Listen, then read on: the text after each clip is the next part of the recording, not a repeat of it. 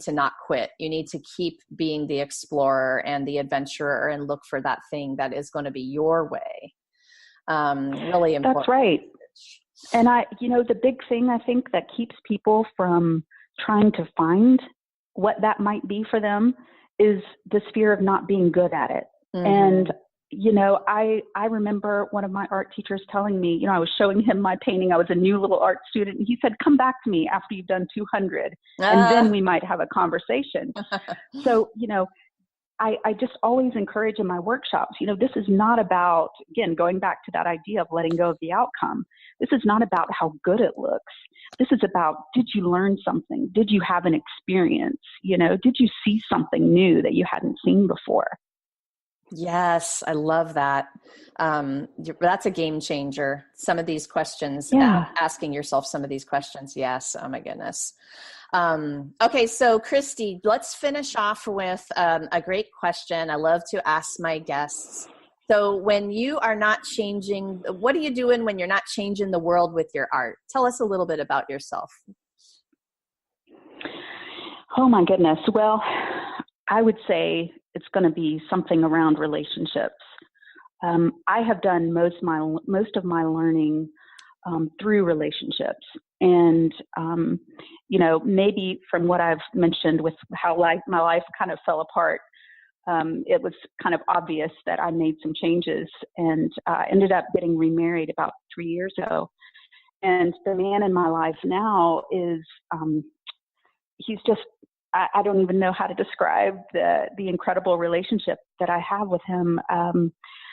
I'd say it's spending time with him and my kids and my friends. I have a group. I have to put a shout out to this group. I have a group of 6 friends, and we try to meet once a month. Sometimes it's a little bit less than that, but they are women who are on the same track, and we learn from each other. We text each other what we're learning. We meet once a month, and over a glass of wine and some snacks, we talk about what we're learning and what we're going through, and we support each other. It's just, I've never experienced anything like it with this group of women. I mean, it's just incredible to be able to be on the path and have others that are right there with you going through very similar things and from different perspectives sharing what they're learning. I can't express enough what that support means. And, I moved here 5 years ago back to the States and had no friends. So I remember putting the intention out there, I really want to make some friends that we can walk this path together. And sure enough, they started flowing in, and that friend had a couple of friends that she brought, and now we're a group, and we move as a group, and we go through very similar things. We're very much in sync. So I'd just like to say to your listeners, if this is something you don't have in your life, maybe put the intention out there that you want to attract a group of women who are going through similar circumstances. And of course, men, the same for you. Yes. What an amazing, profound thing it is to put the intention out into the world and actually and see it come to fruition, that manifestation. Really, I don't use that word lightly anymore because of what's happened in my life with the energy and intention. And oh man, you don't do anything big in the world without your posse. That's right.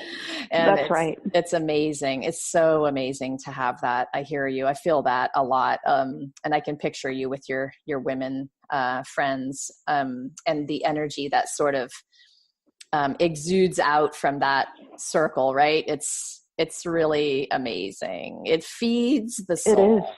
It is. It is. And we see parts of ourselves that we are healing, that we're working through, reflected in each other. And so usually if someone shares something really profound, it's something that all of us need to hear. So it's pretty incredible. No doubt.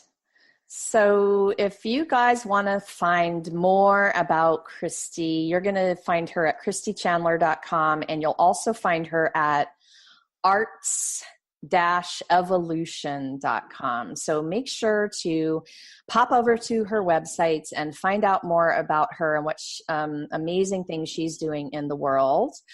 And I think you guys know, if you've listened to an episode or two before, that I love to end the show with a poem. And I'm a poet who's written a few poetry journals. I'm going to pull one out for this show for Christie today, and it's called Let Joy In. So settle in, relax, take a breath, and feel this poem today. Scoop up love. Hold as much as you can. Pour it into the spots corroded by shame. Leave blame in the wake you make as you create your wave. Essence, the effervescence glowing under the moon. Your soul, the tide, ebb and flow. Release and know you're meant for more, and love is the way. Scoop again and sip from your hands. Drink in what you need to quench your thirst. Your search ends here at this turn. Let your knees meet the earth as you offer what no longer serves to the wind.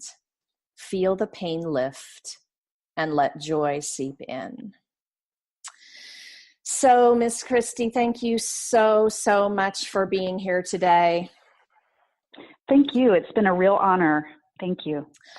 So to all my brave healers out there, are you ready to start sharing your messages with the world in a bigger way? Please take advantage of grabbing a free call with me. Yes, you can get on the phone with me for free, 30 minutes. You're going to find that at the top of my website at bravehealer.com. And I promise to stoke a little fire under you for your calling and mission in the world. I've got a free group on Facebook. It's called the Brave Healers Mastermind and Refuge. I would love to see you in there, and we can create some badassery together. And the next Brave Healing podcast is 2 weeks from today at noon Eastern Standard Time. It's always going to be a Wednesday. So tune in next time. And until then, remember, you were born, so you're worthy. Your message matters. What if the very pain you're afraid to share is the exact thing that will change someone's life for the better? It's time to be brave.